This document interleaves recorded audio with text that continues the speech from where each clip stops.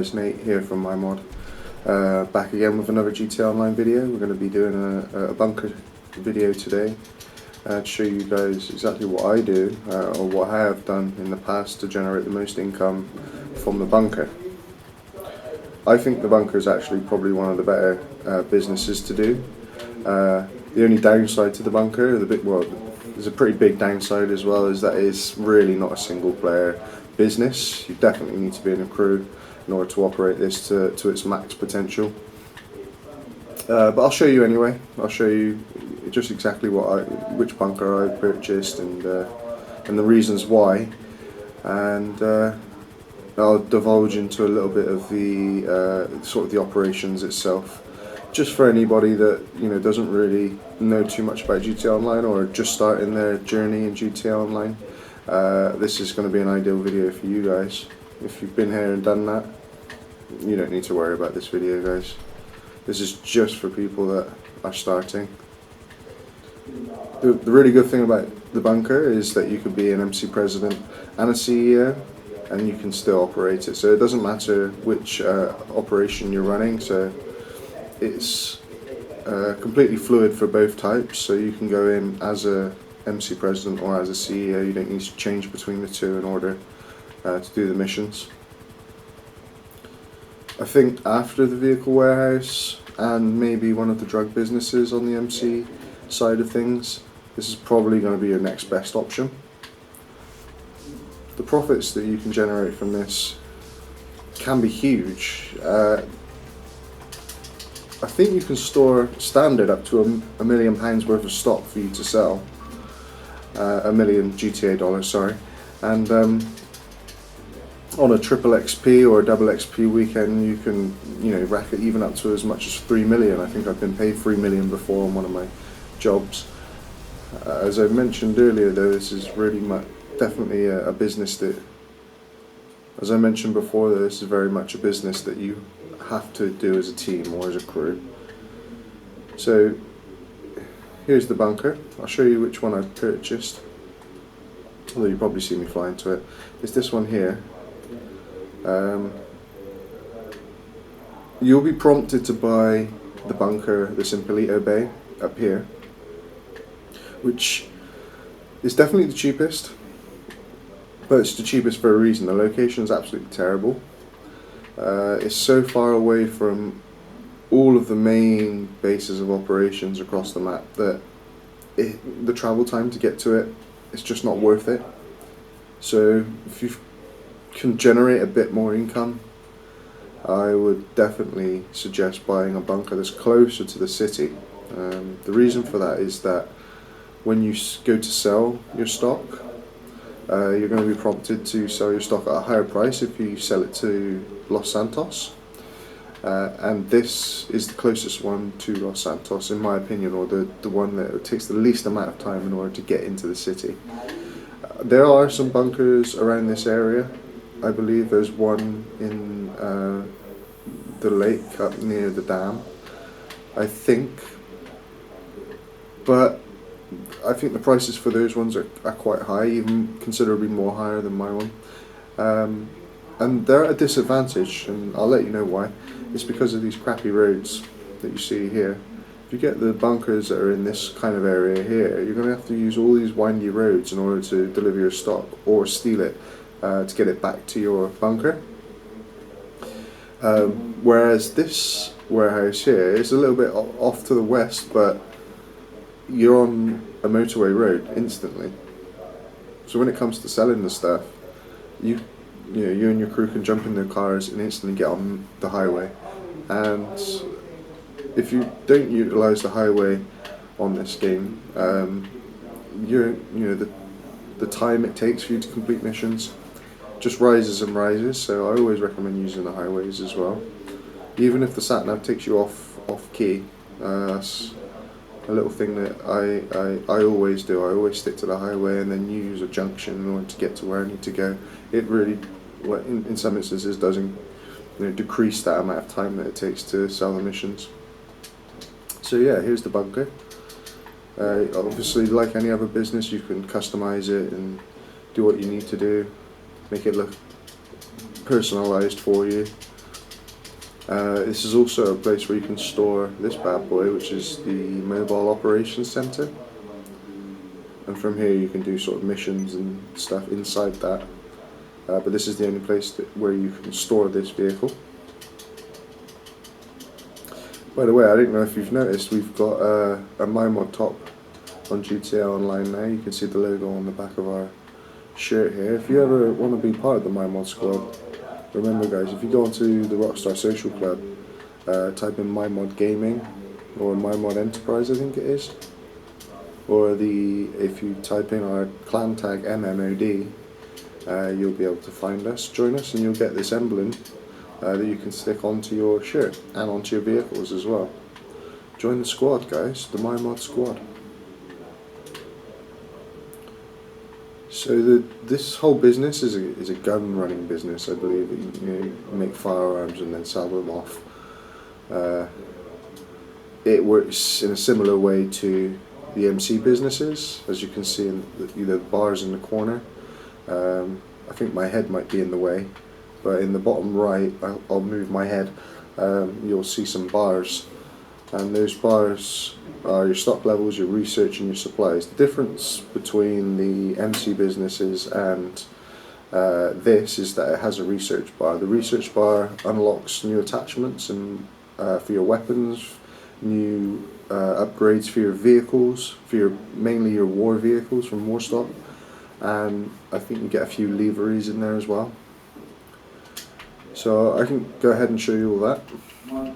First of all, we have to sign into either our CEO or our motorcycle club.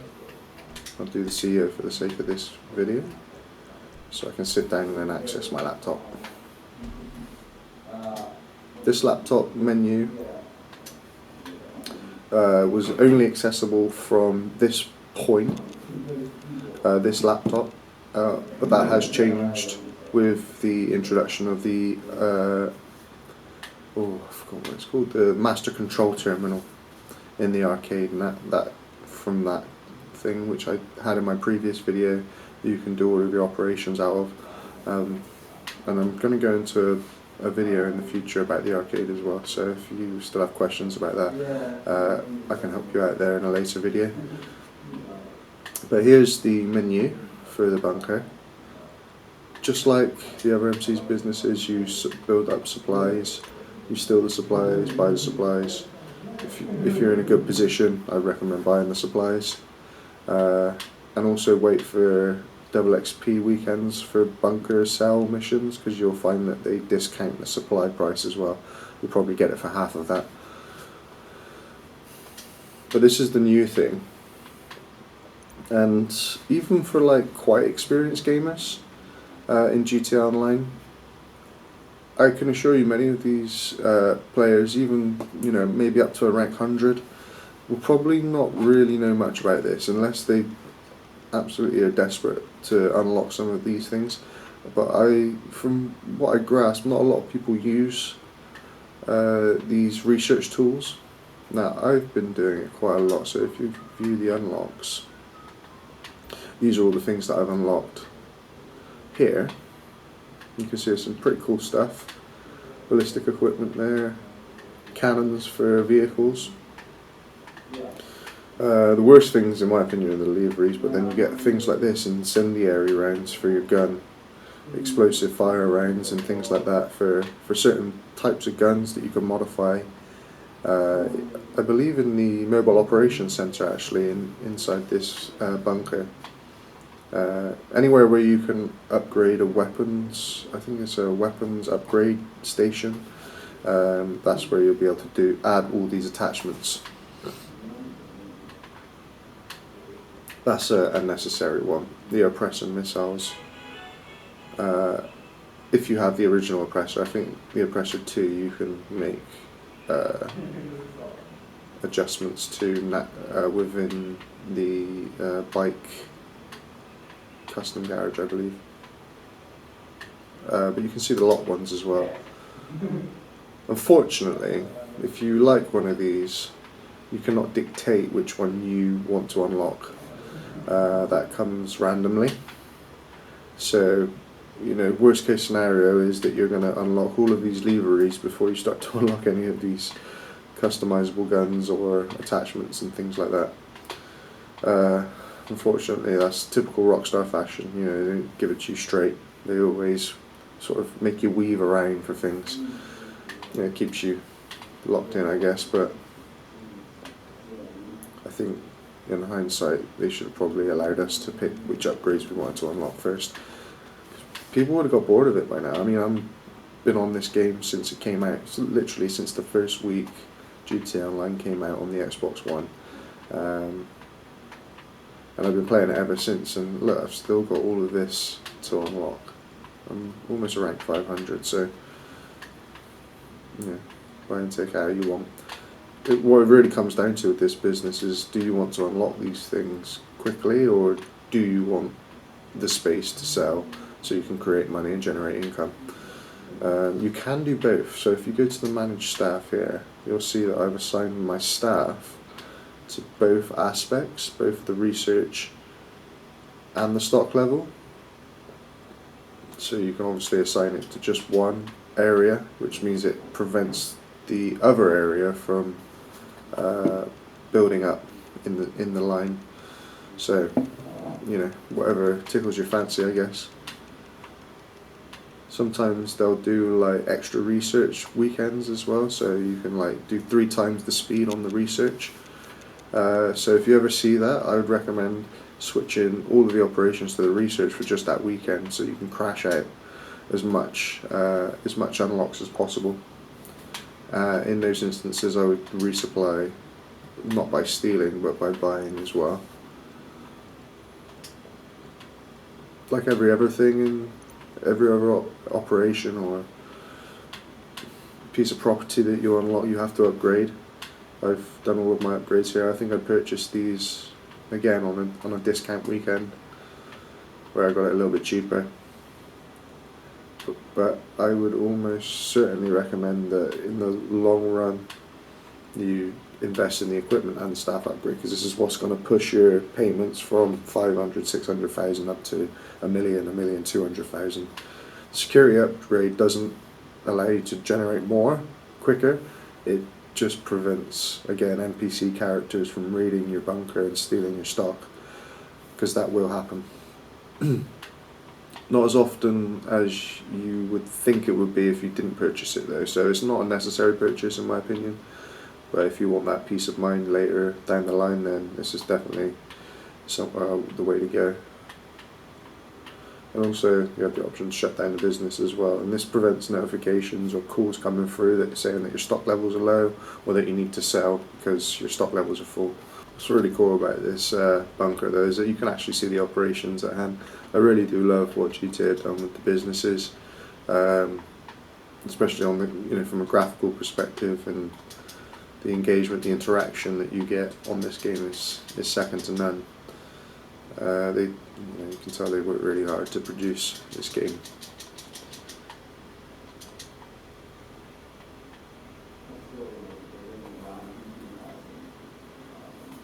If you go into the internet on the game, head over to where you purchased the bunker, the foreclosure website,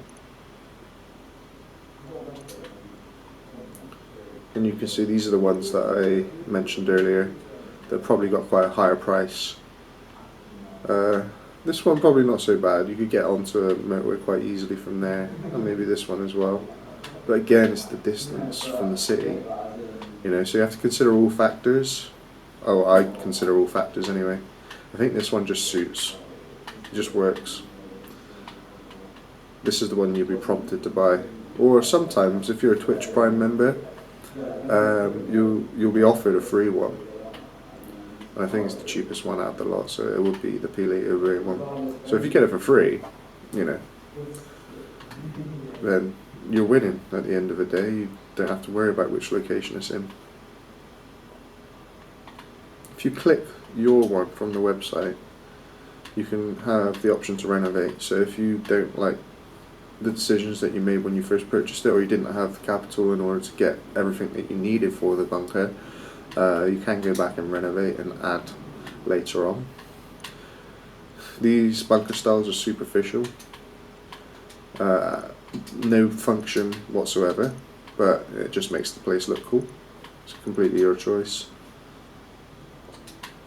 Personal quarters adds a save station or a respawn station, so you can save your game there, leave the game, and if you want to come back to it, you'll spawn directly from here.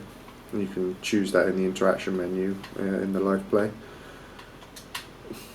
Not worth the money, I don't think. For 265 grand, you're better off, using a different place as a hub. I would say personally. Shooting range, I haven't tried that yet, but that would be pretty cool to have. I haven't copped up the confidence to purchase one for 845 grand, because the likelihood is I probably won't be using it. If you're going to shoot anything in GTA, it's probably going to be other players out on the map, not targets in a shooting range. Gun locker, possibly the worst purchase you'll ever make. Don't do it. I don't even need to explain it. It means nothing. I think you can adjust your weapons or store weapons in there so that you don't have to wheel through them when you're playing. But I don't know. Just seems like a waste of money if you ask me. And this transportation. I did have the Palito Bay bunker, and I did have the caddies, but the option for me to move here at a discounted price presented itself, and I thought, and this is a really important one to consider, guys, I thought that if you moved bunkers, that all of the stuff that you had purchased for that bunker previously would just move over into the next bunker. No. Again, in amazing Rockstar fashion, they remove all of your optional upgrades and ask that you buy them back again at ridiculous prices. It's, that's one thing that truly does suck about this game, is that they just want to grab. They want to grab your money. So this is why I'm doing the videos, guys. This is really why I'm doing the videos, is to make sure that you don't have to end up buying shark cards in the future. I've made that mistake. I've bought shark cards in the past, and really it's not worth it. It's just a game at the end of the day. And the shark cards, they're not cheap. And if you wanted 10 million GTA dollars, 10 million GTA dollars would cost you something along the lines of 50, 60 British pounds, which is absolutely insane. That costs more than what the game did when it first came out. So get your bunkers operating, guys. Get these people working so that you can sell these guns off and make your own money. And you can tell Rockstar to shove their shark cards back in their faces. I hope you enjoyed this video, guys. It's a bit shorter than the last ones. I'm not going to do any examples because I don't have any stock to show you, and I'm not going to do a steal mission because they just take forever. So I think in the next episode we're going to be talking about arcades. Arcades are a really cool addition to this game, and we're going to be looking at nightclubs at some point as well. Those two are kind of like the newest things that you can get on this game, and they're a lot more fun, I would say, than all of the other businesses. The other businesses are a big grind, highly stressful in certain situations as well, but the arcades and the nightclubs seem to have like a different effect on me. They seem to be much more user friendly, gameplay friendly. But guys, if you like the video, or if you don't like it, if you've got any questions or comments, you know where to put them. We're going to be doing our best to reply to all of your comments, and hopefully help you guys as well to push yourself a little bit further in this game. So we're always here, we're always going to be responding and replying to them. And if you want to as well, we'll probably set up, like I said, with the MyMOD crew, some live stream events going into the future as well, so if anybody wanted to join us on one of those live stream events, we'll do some fun challenges and tasks and stuff like that. You're more than welcome to. But yeah, thank you very much, and we'll see you in the next video, guys.